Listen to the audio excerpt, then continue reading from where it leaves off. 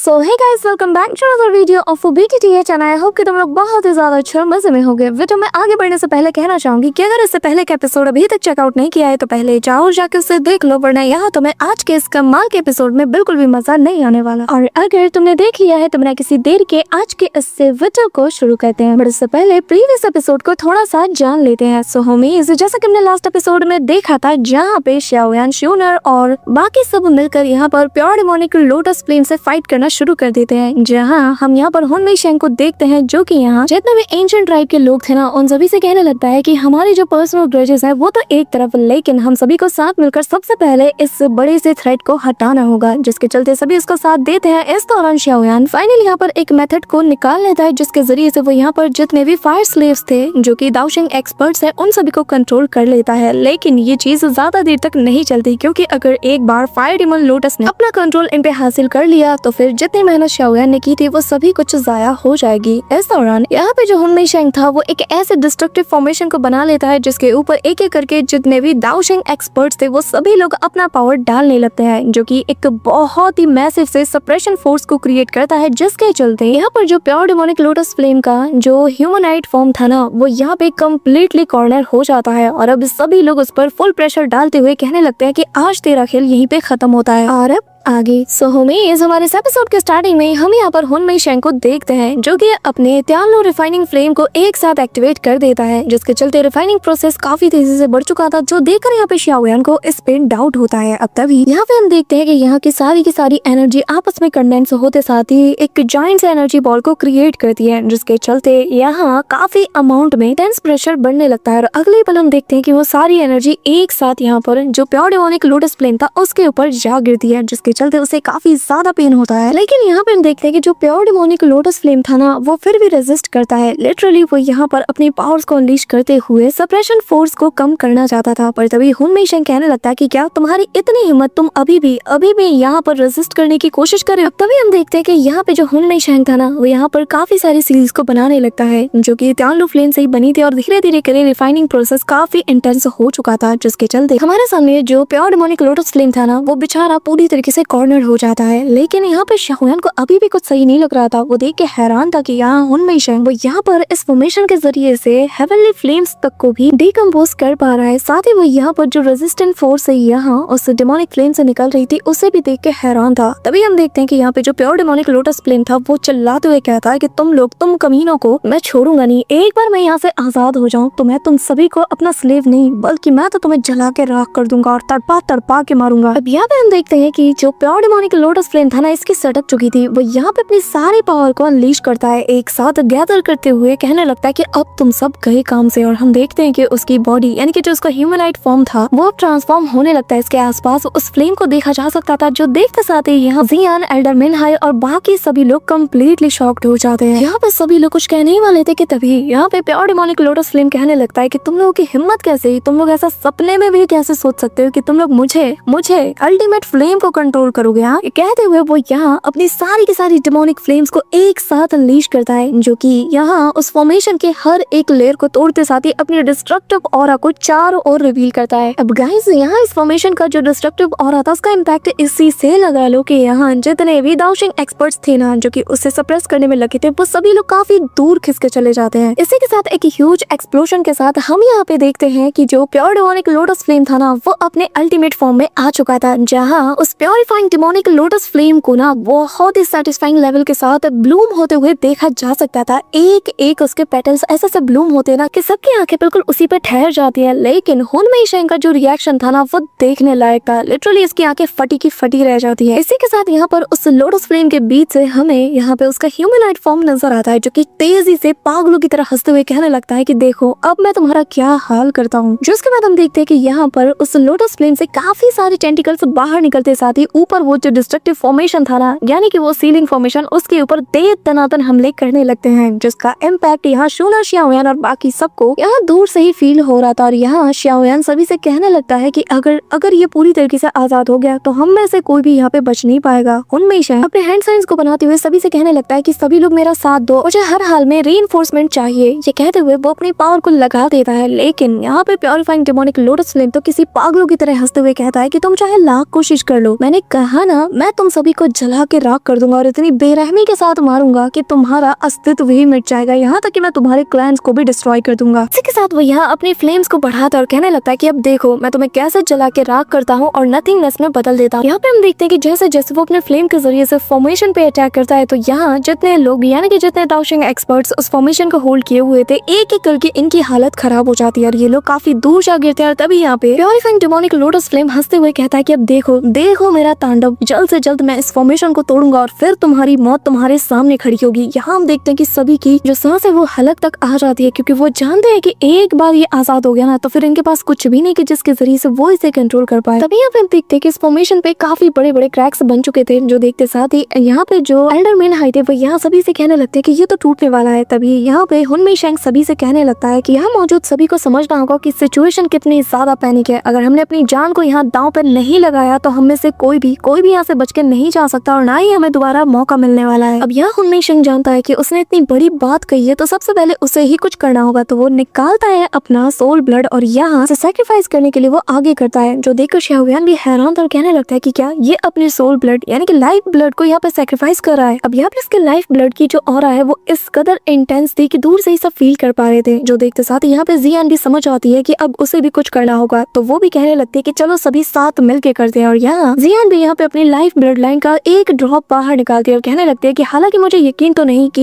ये भी शायद इसे मिटा पाए लेकिन कोशिश करने में क्या बुराई है। तभी उसके पीछे उसका जो गोल्डन ड्रैगन है उसका फैंटम अपीयर होता है। अब यहाँ एल्डर गुनानहाई समेत जो याओ क्लैन का एल्डर था ये सब भी अपने अपना पूरा दमखम लगाना शुरू कर देते हैं। जितने भी लोग थे सबके सब यहाँ अपने लाइफ ब्लड का यूज करते हुए उसे एक साथ अनलीश करते हैं। हम देखते हैं कि यहाँ पे अलग अलग डायरेक्शन से जो अलग अलग कलर के ब्लड लाइन की पावर जो दिखती है वो 7 कलर लाइट से भी काफी ज्यादा इंटेंस थी। तभी यहाँ पे हम देखते हैं कि जो जियान थी ना वो यहाँ अपनी ब्लड लाइन की पावर का यूज करते हुए सबसे पहले उसके ऊपर हमला कर देती है, जो देखते साथ ही purifying demonic lotus immediately panic करते हुए अपने सामने एक शील्ड को बनाता है और जियान समेत सबके सब उसके ऊपर एक साथ धावा बोल देते हैं, जिसके चलते जैसे ही सभी का कंबाइन अटैक उस शील्ड से टकराता है तो काफी इंटेंस प्रेशर यहाँ रिलीज होता है, लिटरली स्पेस को भी वो फाड़ के रख देता है। अब यहाँ पे हम देखते हैं कि माहौल को बिगड़ता हुआ देखकर जो प्योरीफाइंग डेमोनिक लोटस फ्लेम था ना वो अपनी जी जान की कोशिश करता है लेकिन सबके सब अपना 100% देने में लगे थे। अब तभी यहाँ पे हुनमी शेंग को मौका मिल जाता है, कहने लगता है कि बस थोड़ा सा और, ये कहते हुए वो वापस इस फॉर्मेशन की ट्रू पावर को एक साथ गैदर करते हुए इसके ऊपर हमला कर देता है, जहाँ कंबाइंड फोर्स एक साथ उसके ऊपर टूट पड़ती है। यहाँ पे त्यान लो सीलिंग डेमोनिक फॉर्मेशन की पावर इस